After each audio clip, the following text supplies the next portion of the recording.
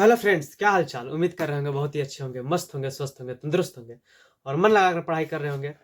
तो फिर से हमारा नया वीडियो आ गया है और आज की इस वीडियो में हम लोग बायोलॉजी का फिर से एक नया टॉपिक लेकर आ गए हैं, जो कि ये भी 5 नंबर का टॉपिक है। टोटल कितने नंबर दिलाकर जाएगा हमको?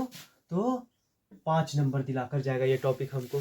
क्या है टॉपिक का नाम? तो टॉपिक का नाम है श्वसन तंत्र। ठीक, तो अभी हम लोग वैसे मैथ कर रहे थे तो 8.1 कंप्लीट हो गया था। इसके अगले वाले लेक्चर में 8.2 आएगा, लेकिन इससे पहले हम लोग सोचे कि क्यों ना एक बायोलॉजी का और टॉपिक लाया जाए और इसको भी क्लियर किया जाए।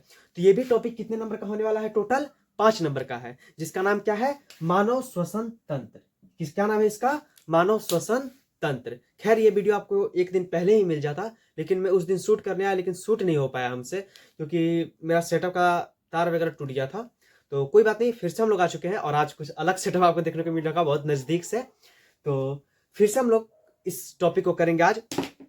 और इस टॉपिक को स्टार्ट करने से पहले मैं आप लोग को पहले सचेत कर देता हूं कि आप लोग कॉपी कलम लेकर साथ में बैठिएगा, नहीं तो स्क्रीनशॉट ले लीजिएगा और बाद में इसका नोट्स आप लोग बना लीजिएगा। कॉपी में एक बार दो बार कम से कम जरूर लिखिएगा कि आपको कंस्ट्रक्ट हो जाए। वैसे तो मैं आपके दिमाग में ठोक दूंगा डायरेक्ट, टेंशन करने की कोई बात नहीं है। तो चलिए इसको चालू करते हैं।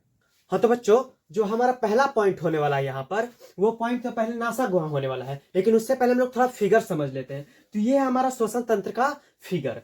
जो ये होता है नासा गुहा, जहां से हम लोग सांस लेते हैं। समझ में आया ना? यहाँ एक घुमावदार संरचना होती है जिसे ग्रसनी कहा जाता है। यहाँ पर आप देख रहे हैं हल्का सा घुमावदार संरचना है यहाँ पर, इसे ग्रसनी कहा जाता है।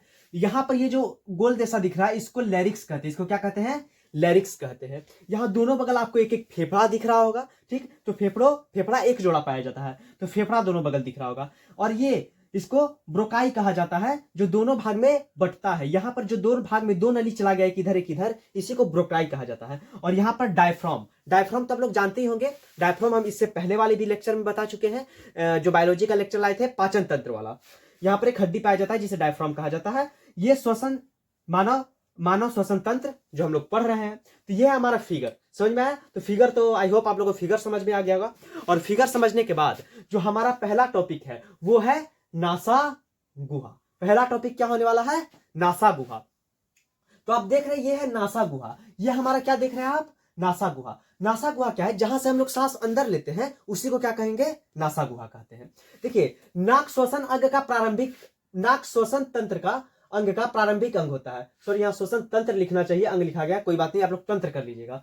नाक श्वसन अंग का प्रारंभिक अंग है। जो नाक श्वसन अंग है वो भी श्वसन अंग भी चलेगा। नाक श्वसन अंग का प्रारंभिक अंग होता है। ये प्रारंभिक अंग है, यहीं से सांस लेना चालू करते हैं हम लोग।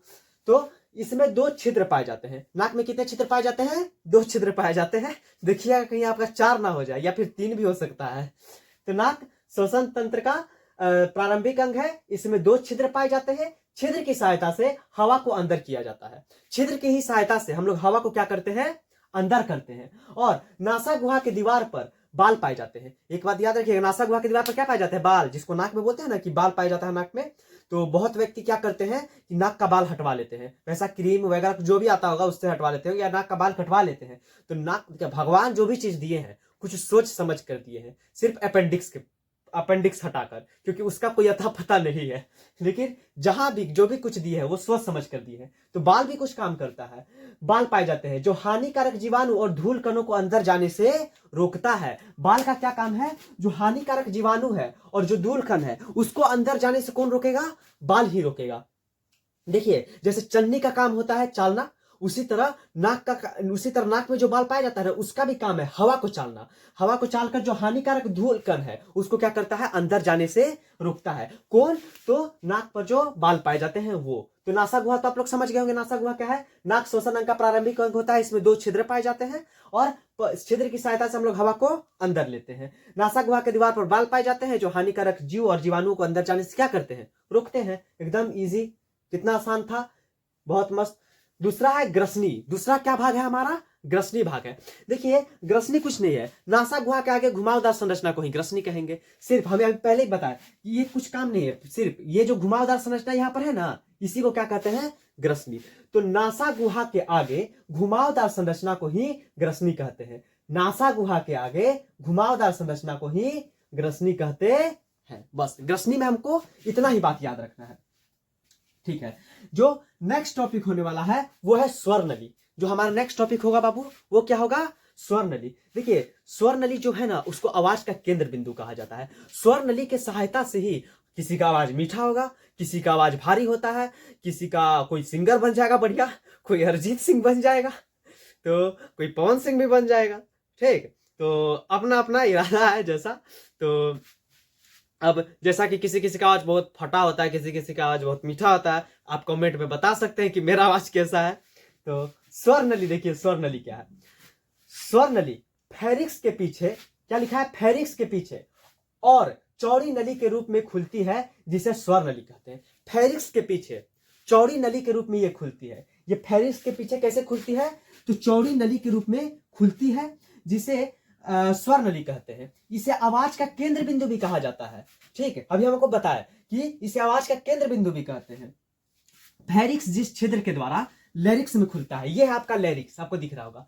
फेरिक्स जिस छिद्र के द्वारा लैरिक्स में आकर खुलता है उसी को ग्लोटिक्स कहते हैं। उसे क्या कहते हैं? ग्लोटिक्स। और ग्लोटिक्स के ऊपर ये एक ढक्कन पाया जाता है बाबू, यहां पर शायद ये ढक्कन पाया जाता है। यहां पर एक ढक्कन पाया जाता है जिसे एपिग्लोटिक्स कहा जाता है।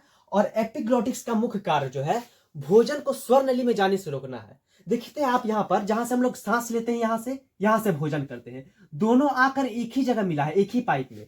तो ये ढक्कन क्या करता है? जब हम लोग खाना खाते हैं तो ये ढक्कन इसको बंद कर देता है कि अंदर जो खाना है वो स्वर नली में नहीं चल जाए, नहीं तो सड़क जाएगा। और कभी कभी ऐसा क्रिटिकल सिचुएशन आता है कि आदमी की डेथ भी हो जाती है, आदमी मर भी जाता है। तो बहुत ही इसलिए कहा जाता है कि खाने टाइम कभी बोलना नहीं चाहिए, आराम से खाना चाहिए। तो यहीं पर ये क्या करता है? गेट का काम करता है, फाटक का। जब खाना खाएंगे तो बंद हो जाएगा, और जब खाना नहीं खाएंगे तो ये अपना खुला रहता है, यहाँ सांस वगैरह हम लोग लेते हैं। तो ये क्या करता है? ये दोनों पाइप को बंद करने और खोलने का काम करता है, जिसे एपिग्लोटिक्स कहा जाता है। तो यही है स्वर नली। क्या है? फेरिक्स के पीछे और चौड़ी नली के रूप में खुलती है, जिसे स्वर नली कहते हैं। इसे आवाज का केंद्र बिंदु भी कहा जाता है। इसे आवाज का क्या कहा जाता है? केंद्र बिंदु कहा जाता है। फेरिक्स जिस छिद्र के द्वारा लैरिक्स में खुलता है उसे ग्लोटिक्स कहते हैं। फेरिक्स जिस छिद्र के द्वारा लैरिक्स में खुलता है उसे क्या कहेंगे? ग्लोटिक्स कहेंगे। ग्लोटिक्स के ऊपर एक ढक्कन पाया जाता है जिसे एपिग्लोटिक्स कहा जाता है, और इसका मुख्य कार्य क्या है? भोजन को स्वर नली में जाने से रोकना। तो ये हम अभी आपको कितना पॉइंट बताया बाबू? 1 2 3 पॉइंट। और एक पॉइंट है छोटा सा जिसे ब्रोकाई कहते हैं। इसको अभी मैं रफ करूंगा, उसके बाद ये पॉइंट मैं आपको बताऊंगा। और जितना भी है इसको अभी स्क्रीनशॉट लीजिएगा, बढ़िया से फिगर बनाइएगा। और अभी बना रहे हैं तो वीडियो को पॉज कीजिए, फिगर बाद में भी बना लीजिएगा। कम से कम इसको आप लोग उतार लीजिए और 2-3 बार लिखने का प्रैक्टिस कीजिए। इसको तो आपको याद हो जाएगा। सिर्फ आप ये 2-3 बार ड्रॉइंग बनाने का कोशिश कीजिए। जो इसका ड्रॉइंग है ये थोड़ा सा हार्ड आता है। बायोलॉजी में थोड़ा ड्रॉइंग क्या होता है ना, हार्ड आता है, बच्चा बनाने का कोशिश ही नहीं करता है। तो आप लोग 2-3 बार बनाइएगा नो तो सीख जाएगा। देखिए हम बोर्ड पे बना है, व्हाइट बोर्ड पे स्लिप कर रहा था, फिर भी कितना अच्छा बना है। तो प्रैक्टिस है, तो प्रैक्टिस कीजिएगा तो बहुत अच्छा बनेगा। तो इससे क्या चौथा जो पॉइंट है वो पढ़ने के लिए चलते हैं अगले स्लाइड में। तब तक के लिए आप लोग स्क्रीनशॉट ले लीजिए या वीडियो पोस्ट करके इसको लिख लीजिए।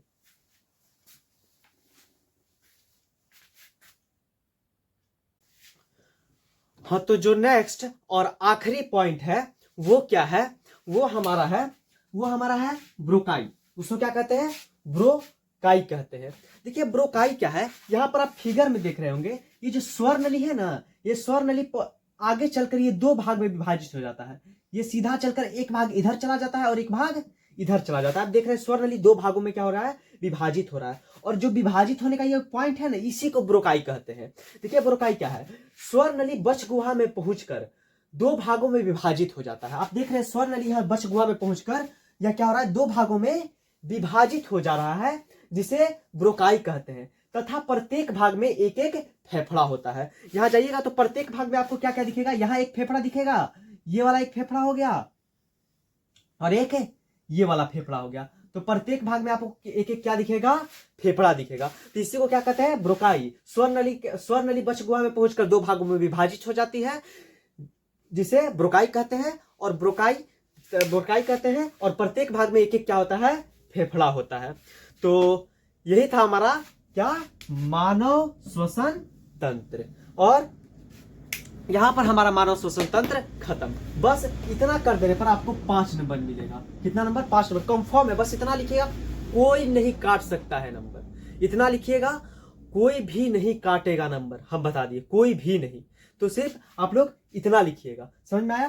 तो इतना पे आपको कितना मिलेगा? 5 नंबर। और तब तक THANKYOU थैंक यू हमारा वीडियो देखने के लिए।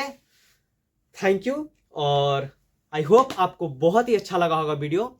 और चैनल पर नए होंगे तो सब्सक्राइब जरूर कीजिएगा आप लोग। बहुत ही अच्छा लगा होगा आपको वीडियो देखने। हम लोग फिर से अब अगले लेक्चर से मैथ चालू करेंगे 8.2 त्रिकोणमिति का। और बाकी तो आप लोग इसको समझ ही गए होंगे, बहुत ही मजेदार तरीके से हम लोग पढ़े होंगे, सीधा दिमाग में चला गया होगा आपके। और तब तक के लिए हम लोग इस क्लास को अभी समाप्त करेंगे और फिर देखते हैं अगला टॉपिक जो मैथ का आने वाला है उसको देखते हैं। तो ज़्यादा से ज़्यादा वीडियो को शेयर कीजिएगा अपने दोस्तों के पास, अपने फैमिली मेम्बर जो भी है, जो भी आपसे छोटे हैं बड़े हैं, उनके पास शेयर कीजिएगा इस वीडियो को, कि ताकि हमारा चैनल ज़्यादा से ज़्यादा ग्रो करे। ये हमारा फैमिली है, आप सबका फैमिली है, इसको ज़्यादा से ज़्यादा बढ़ाएं। तो मिलते हैं जल्दी ही नेक्स्ट वीडियो में। तब तक के लिए जय हिंद, जय भारत।